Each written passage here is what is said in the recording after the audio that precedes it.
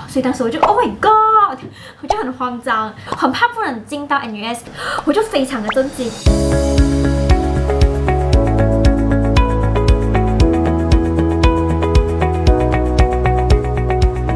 Hello， 大家好，我是子讯。今天这期影片呢，要来和你分享在网上找不到的重要资讯，就是我的 NUS 入学面试啦。再不拍我就忘记那些面试题目了，所以今天主要会和你分享什么科系需要入学面试，面试的形式、面试的准备、面试问什么，还有加分的 tips。所以如果对 NUS 感兴趣的话，先记得订阅我的频道，我都会持续和你分享入学 NUS 的各种小贴士，还有精彩的校园生活。所以话不多说 ，Let's start。相信如果你有在查这 NUS 的申请资料的话，你就会知道说，其实只有几个特定的科系，或是那些最竞争的 course 是需要入学面试的。然后外籍生和当地新加坡人需要面试的 course 也是大同小异，就是那些 medicine 啊、dentistry、law、nursing、architecture、industrial design。然后，所以我身边大多数人都是完全没有面试就接进来了的。所以为什么会有这个面试呢？难道我是读 law 的吗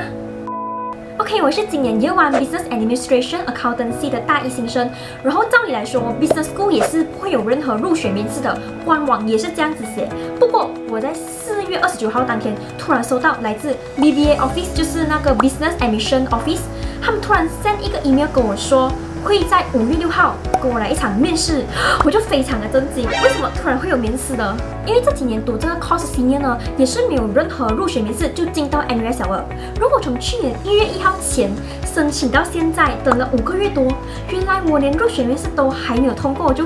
非常的吓到啦。然后我朋友那个他面试 law school 嘞，就那个是一定要面试的嘛，然后他是在4月28号正式面试的，所以外籍学生的入学面试大概会做在4、5月这样子啦。然后你需要在当天呢 email 回复他，确定你之后的出席。所以在开学前呢，每一天 check email 也是非常重要的。然后来到这里之后呢，我和唯一3个加我3个唯一来自马来西亚读中进 business 的学生呢，就发现到只有我们3个呢是有那个 faculty 的 interview 的。然后我觉得是今年一个非常大的改变啦，也不知道是什么原因。其他的，如果你没有申请什么 medicine 啊 law， 也是完全没有面试哦。所以我也不懂为什么今年会这样子，所以也不排除说是180%没有 interview 了。然后可能如果来个突如其来的面试的话，就不要吓到哦。我 Business School Interview 是在5月头嘛，就是疫情还挺严重、还挺紧张的一个时期，所以当然就只是通过 Zoom 线上面试而已。然后呢，在面试前2天，他就会来跟你一个 test run， 然后就是你开 Zoom 的话，跟你确定彼此的网络没有问题呀，声音都听得清楚就结束了。到了当天你进去那个 Zoom 之后呢，就是会有2个面试官，应该是来自 faculty 的 prof， 他们就会轮流的问你问题呀，所以不是什么 group interview， 也不是什么辩论的形式。然后我的朋友呢，面试 law 还有 dentistry 的也是这样子，就是简单的你问我答而已。然后这个1对2的面试呢，整个过程会多久呢？那个 email 呢，它就有说是 about 30 minutes， 所以呢，我的 law 还有 business 的朋友都有讲说是真的是大概30 minutes， 讲说过程很煎熬这样子。But for 我的话，我觉得整个过程其实蛮快，它让我感觉好像15分钟这样子吧。我找不到那个记录到底是多久，所以就其实就是比较简单的 Q&A 的形式哦。然后接下来我就会跟你分享他到底问什么问题，还有怎样去避免那种很 NG 的回答，像我中的那种。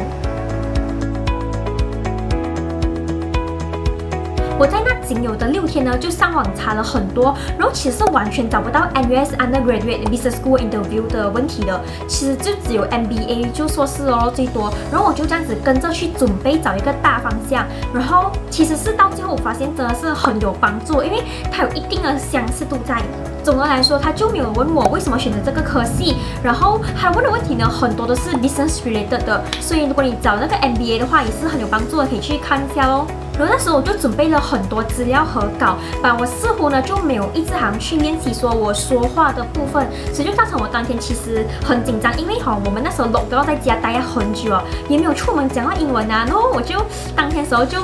状态没有这样好，然后表达的不是很好，然后那个我就可以感受到2个 prof 他们就是听到一点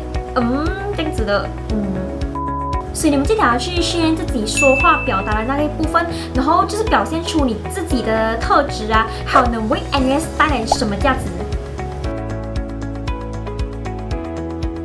这里我总结了我和我朋友遇到的面试问题啦，基本上大同小异也是。然后他们有问为什么来新加坡，为什么选择 NUS， 然后为什么选择这个科系，也没有 long term goal、short term goal 那些，所以问的是第一个就是最基本的 tell us something about yourself， 然后我准备的就是我自我介绍的那一段这样子哦，然后他们应该要指那种很简洁、很简短的，或者是一个 highlight 的部分而已。所以其实在我讲到一半的时候，他们就打断我了，所以就是还蛮尴尬的。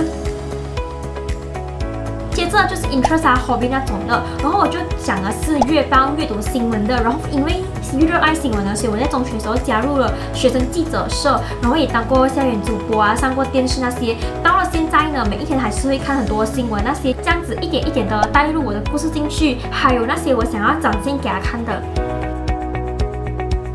然后接下来问到的问题呢，不是因为我上面讲什么热爱新闻啊才有，我是我的朋友都是被问到这些的，我自己也是啦。然后他讲的是叫你分享一个完全不可以关系到 coronavirus 的新闻，那时候我就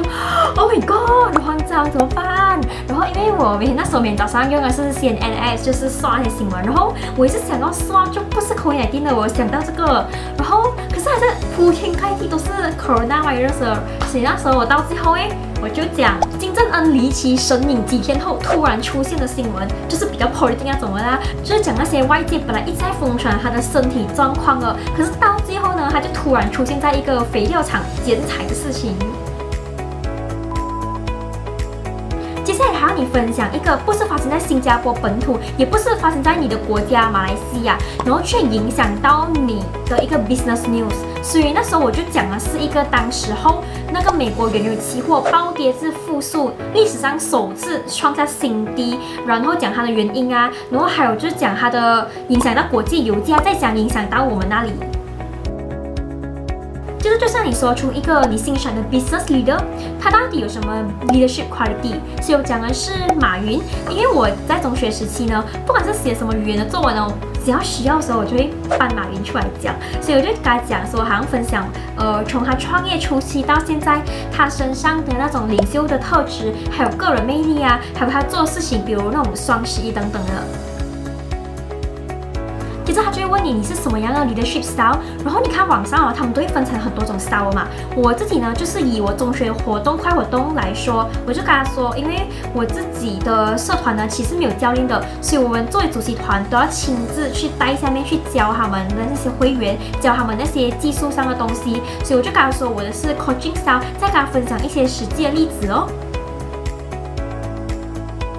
还有就是问说，如果你在一个团队里面和其他人就是有一点小矛盾，你会怎样去解决？那我的朋友呢，也是有单单被问到说关于课外活动那一方面的问题，可是我就没有被单单问到这一块哦。再来就是你希望拥有什么 leadership quality， 哪一种特质是你欣赏的？然后你知道我前面我讲马云那些了嘛，然后又讲到我自己的，其实那时候就真的是那个当下很词穷，所以就难免有一些 point 是有一点点重复到，我就是有一点不好啊。